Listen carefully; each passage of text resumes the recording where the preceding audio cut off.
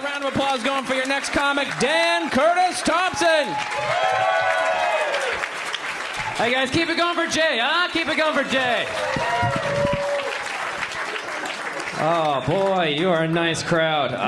Guys, I'll tell you guys a little bit about me. I recently did cocaine by accident. Yeah, how do you do that, right? Yeah, buckle up. See, I work at Starbucks because theater school worked out for me. Does someone woo? We're in this together. Good. It's a very relatable laugh, I know.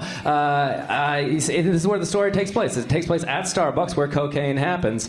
And so it's 5 minutes into my shift, right? 5 minutes in, and a coworker comes up to me and they're like, "Hey man, I think someone's doing cocaine in the bathroom. You want to go take a look?" And I was like, "Oh, with all my years of experience, sure." Like I don't know why he asked me. I don't look like a guy who knows anything about cocaine, right? Like, I look like the guy in every war film who's too afraid to fight, okay?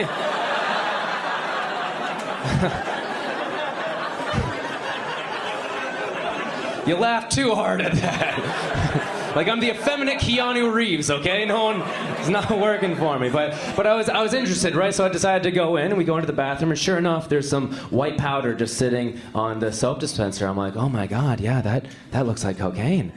And my friend goes, but doesn't cocaine have a distinct smell to it? Yeah, this is how they get you, guys.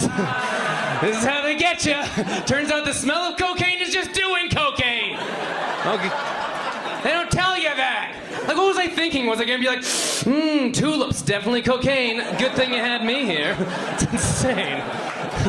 So I was high immediately. I was like, oh, it's the good stuff, maybe. Like, I've never done this drug before. I'm freaking out, but I'm still a good barista, guys. I'm still a good barista. So I go up to my manager. I'm like, hi, heads up, I'm high on cocaine right now. And she's like, what? I'm like, no. I explained the whole situation to her. She's actually really good about it. She's like, okay, just relax and take a few deep breaths and do the dishes. You'll be very focused. I was like, oh good, she's not harshing my buzz. That's a good boss, I think. I think so. Look, I guess what I'm trying to tell you guys, well, it is good shit. Hey, you did it on purpose, okay. Good. I guess what I'm trying to tell you guys is that I have officially done cocaine in a Starbucks bathroom in the financial district, which means that I finally fit into the financial district! I did it! Oh, way more proud than my parents. All right. Guys, I was a big loser back in high school. Anyone else? Yeah, that's a slow burn. I'm glad we found each other in this basement. That's nice. That's nice. The big old loser. Like, did you guys, when you're back in high school, did you smoke weed or get drunk or anything like that? No, you didn't? I didn't either. Some of you you're cooler than me. I never did that stuff. Instead, I would just get together with my friend Josh and we'd choke each other. Anyone else? Any chokeheads here? No? So let me walk you through. This is how we got high, guys, okay? This is our Dungeons and Dragons emphasis on the dungeons, okay?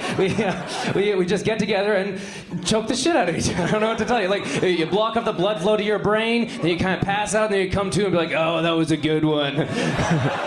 I definitely saw some things, like colors I've never seen. You're like, yeah, that was a near-death experience for sure. But the problem was, it became a bit of an issue when I came home one day, and my mom was watching Oprah, and Oprah was talking about this. She said it was like an epidemic. Kids were actually dying from doing this exact thing, and it freaked me out. So I had to have like this sit-down, breakup-esque conversation with Josh about this.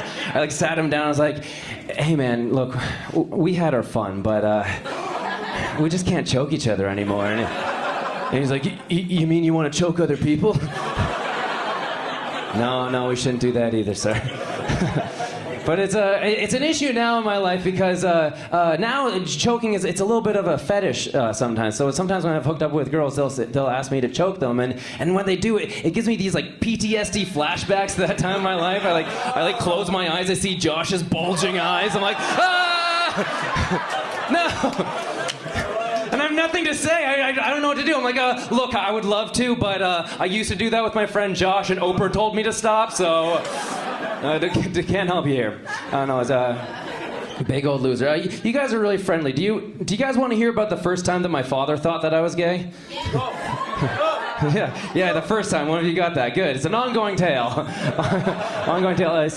Back in high school is where it takes place. I big old loser didn't. I loved the ladies, but it was a very one-sided relationship. You know what I mean? Like to be fair to them, I never did cool guy things, right? I never went to parties. I just choked the shit out of my friends. Like I was not a cool guy. Like one night in high school, this is a really good night for me in high school. Was one night when I stayed up late and I shaved one of my legs just to see what it was like to be with a woman. You know what I mean? Oh, that's new. Was that just me? Buddy, you gotta try it. I learned a lot. I did. I really did. You can too. Oh, I was a big old loser. But I like superheroes and superhero movies. So one night I invited my friend Joshua. I only had one friend, and we did the gayest shit together, okay? I invited Josh over to watch the movie Hulk by filmmaker Ang Lee. And if you've seen this movie, you know it's a bad superhero movie, right? So after the movie's done, Josh and I are sitting on my couch, 16 years old and filled with disappointment about this character that we loved so much. And we began talking to each other about how much we hated that movie and how it just didn't really represent the character of Dr. Bruce Banner and how even we, two 16-year-olds, could make a better Hulk film than that, right? Yeah, that's exactly what we did. That's exactly what we did that night. We decided to start filming the scene where Dr. Bruce Banner is tied up and then breaks free as the Incredible Hulk, right? So I'm tying Josh to my bed.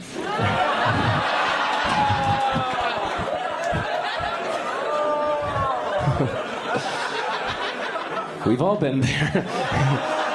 I'm tying Josh to my bed, and I'm on top of him, and he doesn't have his shirt on, and we're both giggling about how exciting this is gonna be.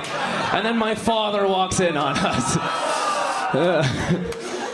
And he looks at me, and he looks at the half-naked Josh underneath me. And then he looks over to see a video camera pointed at both of us. And he just walks out, and I'm like, no! I know exactly what this looks like! So I run after him, I'm like, Dad, you don't understand. We were just making an Incredible Hulk film. It was just an Incredible Hulk film. And my dad looks at me so lovingly, he's like, Dan, that is the worst excuse I've ever heard in my life.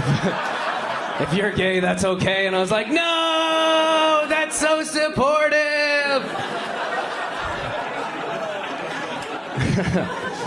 Yeah, so then about a month later, I decided to follow my theatrical dreams. I went and I auditioned for my community theater playhouse. I came home, I was like, Dad, I'm auditioning for Oklahoma. And he was like, yeah, that makes sense. That sounds like the next step in your journey, son, quite honestly. All right, guys, my name is Dan Curtis Thompson. You've been a lot of fun. Have a good night. Thank you very much.